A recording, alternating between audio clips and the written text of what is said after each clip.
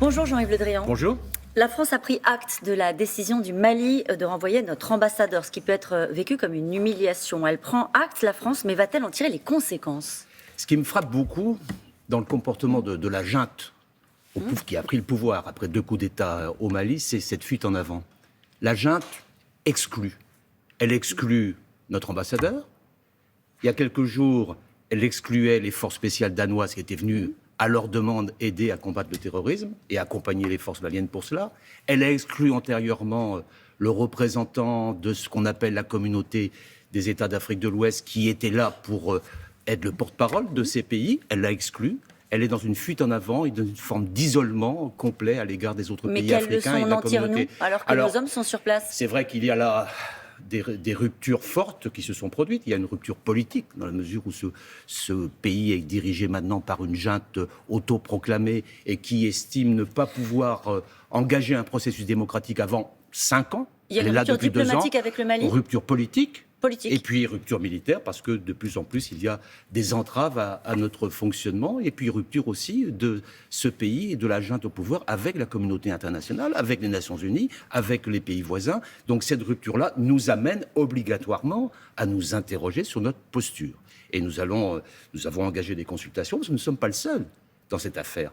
Le combat contre le terrorisme au Sahel, ce n'est pas uniquement au Mali que ça se passe dans d'autres pays. Donc nous sommes aujourd'hui en discussion. Vous laissez entendre, Jean-Yves Le Drian, que la décision de retirer les soldats français ne sera pas française ? Elle sera européenne ? Elle sera française. Mais il faut que nous puissions discuter avec l'ensemble de nos partenaires, que ce soit les partenaires européens ou les partenaires africains, sur la manière dont nous allons nous comporter demain pour continuer à combattre le terrorisme. L'hypothèse de rester est toujours dans votre esprit et dans l'esprit de la France ? Nous consultons, nous réfléchissons et nous allons agir dans les jours qui viennent. Sur quels critères vous réfléchissez ? En fonction de la force que nous avons pour combattre le terrorisme avec d'autres. Parce que nous ne sommes pas tout seuls. Nous sommes avec les Africains, avec le Burkina Faso, avec le Tchad, avec la Mauritanie, avec le Niger. Ils sont combattants auprès de nous. Et nous sommes avec les Européens. Il y a 10 pays européens qui sont présents. Et puis, il y a aussi la communauté internationale. Je vous poserai la question autrement, Jean-Yves Le Drian. Les conditions de notre maintien dans ces conditions au Mali sont-elles réunies ?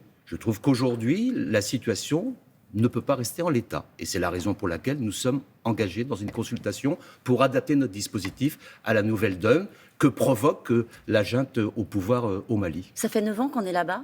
Oui, mais on a déjà beaucoup agi. Il y a énormément d'hommes, d'infrastructures qui sont installés à Gao. On ne déciderait pas de quitter le Mali comme ça prendrait du temps ? De toute façon, si on quittait le Mali, ça prendrait du temps. Mais aujourd'hui, le sujet, c'est comment est-ce que demain, on va continuer à combattre le terrorisme non seulement au Sahel, mais aussi dans la zone du Golfe de Guinée. Parce que le combat continue, c'est ça que vous nous dites ce matin, mais il peut être conduit, ce combat du Niger, par exemple. Il peut se passer autrement. On est en train de réfléchir à cette adaptation. Notamment au Niger ? Ce serait plus... Ça peut être sous une autre forme, à discuter avec les différentes capitales africaines. Nous sommes dans ce débat-là. Il y aura, à la fin de cette semaine, un sommet de l'Union africaine, qui a aussi une position extrêmement ferme à l'encontre de la junte qui est autoritaire, qui est au Mali, qui est en désaccord avec les orientations de cette junte et qui a pris aussi des mesures de sanctions. Le Mali vous accuse la France d'instrumentaliser les sanctions de la CEDEAO notamment. La CEDEAO, ce sont des responsables africains souverains qui prennent des décisions à l'encontre d'un pays qui, selon eux, rompt les normes démocratiques qui sont nécessaires dans cette région. À Vladimir Poutine, vous dites pas de plus quand on parle de l'Ukraine et les commandos Wagner restent au Mali. C'est la décision de l'autorité malienne de s'appuyer sur des mercenaires qui, aujourd'hui, n'ont jamais fait la preuve de leur capacité à lutter contre le terrorisme. On les a vus en République centrafricaine.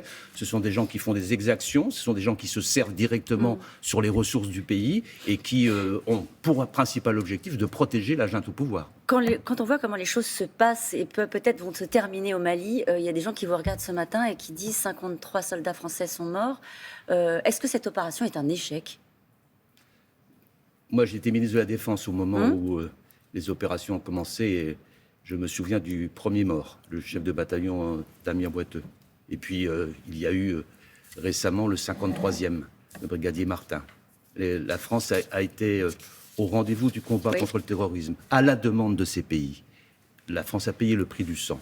Et je souhaiterais vraiment que cela soit respecté. Elle est venue à la demande de ces pays. Peut-elle repartir à la demande de ces pays aussi, Jean-Yves Le Drian ? Elle est venue à la demande de ces pays, elle est venue aussi, mais de ces pays, parce qu'il n'y a pas que le Mali. Elle est venue à la demande de ces pays, elle est venue aussi en accord avec les Nations Unies. Parce que tous les ans, les Nations Unies, le Conseil de sécurité, mandatent à la fois la force Barkhane et puis les forces des Nations Unies pour maintenir la paix dans cette région. Il serait opportun que la junte s'en rende compte. La perspective de voir nos soldats rester au Mali, Jean-Yves Le Drian, est crédible à l'heure où on se parle ? La perspective de continuer à se battre contre le terrorisme est tout à fait essentielle. Au Mali ou ailleurs ? Au Sahel et dans toute l'Afrique de l'Ouest. C'est dit. En Ukraine, Jean-Yves Le Drian, sommes-nous entrés dans une logique de guerre ? Je ne vais pas vous cacher, la situation est très grave. Il y a des dizaines de milliers de soldats russes aux frontières de l'Ukraine. Il va y avoir dans les jours qui viennent des manœuvres militaires en Biélorussie avec les forces russes et les forces bélarusses aux frontières de l'Ukraine. Tous les éléments sont réunis pour qu'il y ait une intervention. Un danger clair et imminent, dit Boris Johnson. Danger clair et imminent ? C'est un danger clair et imminent, mais à cette heure, nous n'avons aucune information sur la volonté du président Poutine de passer à l'action. Et donc, l'heure est toujours à prioriser la désescalade. C'est au président Poutine de dire s'il préfère la confrontation à la négociation. Et nous sommes favorables à ce qu'il y ait négociation. C'est possible.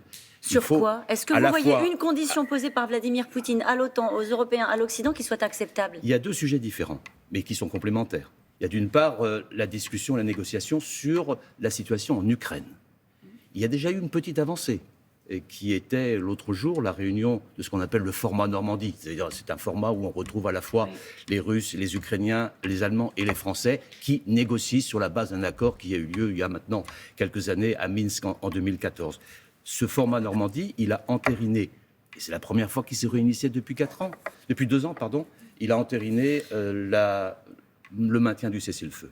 Il a fait un communiqué. Il y a déjà eu une avancée modeste, mais qui peut se poursuivre. Ça, c'est la situation en Ukraine. On peut aboutir à un accord, puisque les éléments de l'accord, on les connaît. Maintenant, il faut les volontés politiques pour le faire. Et puis, il y a plus largement la question de la sécurité globale de l'Europe. Parce qu'aujourd'hui, il n'y a plus de règles. Il y avait auparavant, depuis la fin du XXe siècle, toute une série d'accords qui existaient sur le contrôle des armes, sur la transparence des manœuvres. Ça n'existe plus. Il faut retrouver les formes de la sécurité collective en Europe. Avec et ça, les Russes, avec les Américains, avec qui on discute. Et avec les Européens et avec les Américains. On sait où il faut parler de cela. On sait qu'il faut retrouver des règles. Eh bien, mettons-nous autour d'une table dans les différentes instances pour le faire. Vous leur avez proposé, ils sont d'accord ? Pour l'instant, il y a des réserves, mais il faut poursuivre le dialogue obstinément. Est-ce que dans cette histoire, Jean-Yves Le Drian, il n'y a pas aussi une part de surenchère de la part des Américains ? Je pense que l'ensemble des alliés, l'ensemble des Européens sont d'accord sur le constat. Le constat, c'est une massification des forces, des tanks, des blindés, des soutiens aux militaires aux frontières. Oui. Le risque majeur qui est là, mais en même temps, il y a la volonté de dialoguer. Nous sommes tous d'accord sur cette nécessité. Et le président de la République, comme président de l'Union européenne en exercice, a multiplié les contacts. Il va aller à Kiev ? On a parlé avec le président Poutine, il a parlé avec le président Zelensky. On poursuit les discussions sans arrêt pour essayer d'aboutir à la désescalade. Le sujet aujourd'hui, c'est la désescalade. Si justement Vladimir Poutine fait un pas de plus, qu'est-ce qui se passe ? À ce moment-là, on peut peut-être rentrer en négociation, à la fois dans le format Normandie. J'entendais une invasion. Ah, pardon.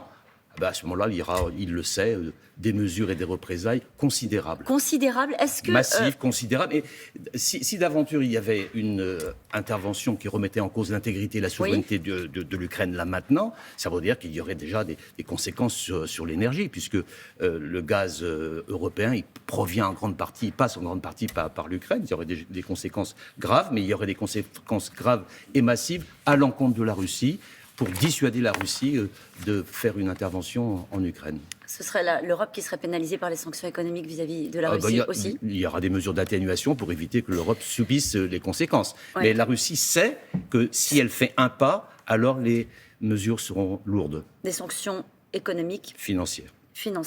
Nous sommes à 67 jours de la présidentielle, Jean-Yves Le Drian. Est-ce que vous craignez des ingérences sur ce scrutin ?